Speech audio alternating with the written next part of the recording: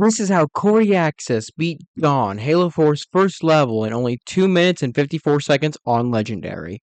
The run starts out as every Halo 4 playthrough does, with a 45-second unskippable cutscene, and 10 seconds of running while Cortana lore dumps to you. But it's this room where things change. Coryaxis hops on this railing and does a very precise jump that involves running forward before crouch jumping to the height of his jump.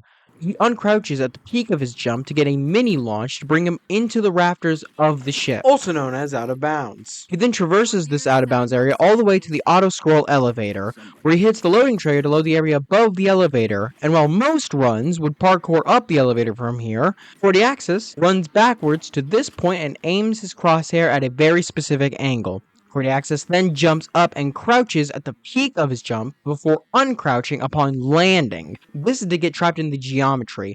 Finally, before the next step, he crouches once again, then pauses the game. In a speedrun, this seems counterproductive. However, under the Halo 4 timing rules on HaloRuns.com, the endgame timer is the ultimate say in what your final time is. So why pause, you may ask? Simple. So he can do 3 inputs at the same time. He unpauses, which automatically uncrouches him thanks to the fact he had hold to crouch on. This happens while he's holding forward.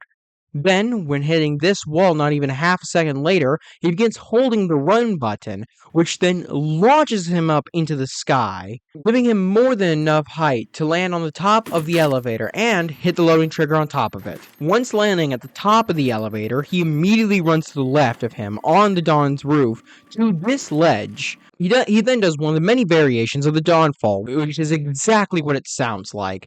In this version of Dawnfall, he aims for this area to reduce fall damage and make it possible for him to survive the fall from the roof to the floor. He then runs to this unloaded area, which is only unloaded because so far Coryaxis has only hit the necessary loading triggers to progress the mission, which does not include this interior. Coryaxis then does a run and jump to load the interior and the final escape sequence. The next 30 seconds of the speedrun is platforming in the final sequence, and I will of course leave a link for the full path in the description, along with the full run itself as always. Coryaxis does this platforming until reaching the final cutscene trigger. However, this isn't where the time ends, because that's right, we've got another 30-second unskippable cutscene, woo! Which, if you've been paying attention, means a minute and 22 seconds of this 2-minute and 53-second speedrun is unskippable cutscenes. After said cutscene, the mission ends, and Coryaxis beats Dawn in 2 minutes 53 seconds on Legendary.